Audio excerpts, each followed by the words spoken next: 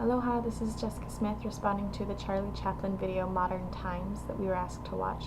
I really enjoyed watching this movie. Charlie Chaplin was very funny, and it was neat to see his political affiliation, I guess, in a sense, as well as the Marxist overtones within the video that takes place during the Industrial Revolution. Charlie Chaplin starts out working in a factory and doing the same motion over and over in a production line that doesn't necessarily require a lot of thought as long as he's doing what he needs to do. And as Marx says, during the Industrial Revolution, people became very, very separated from their work. It was neat to kind of see that more than just understanding the idea that people were separated. They didn't necessarily require a lot of thought.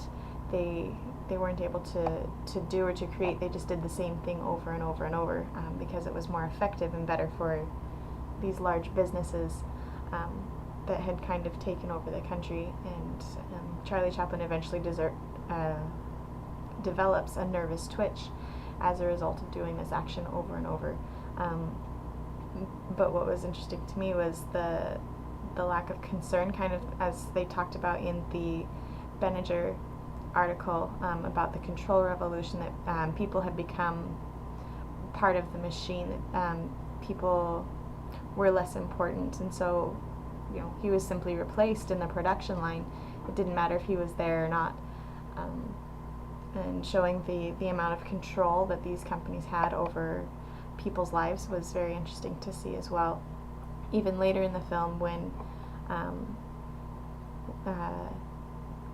the factories opened again, the people's lives depended on these factories. That's what they needed for work. If they weren't working in a factory, then there was really nothing else for them to do. They were poor and they were running from the cops, constantly trying simply to survive, but they weren't necessarily viewed in pity in any way. It was more about justice and the machine running well. Is something that I saw and something that I noticed. Even later, when Charlie Chaplin as well as the little girl were able to find jobs and become, productive members of society, they had good jobs.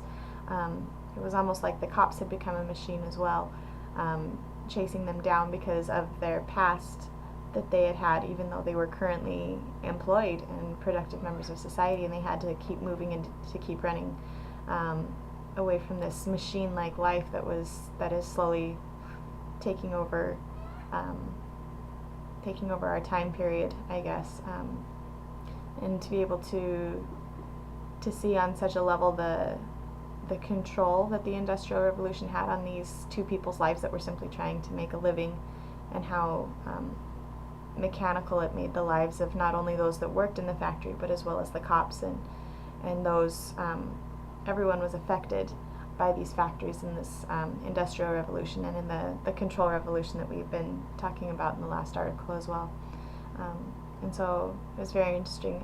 I'm glad they made it a little more entertaining and funny, made it enjoyable to watch, but it was definitely interesting to see things from that perspective, especially where it's something in the past today, and be able to see it as something that they saw as their present day, their now, and their ability to look ahead and to see what was going on.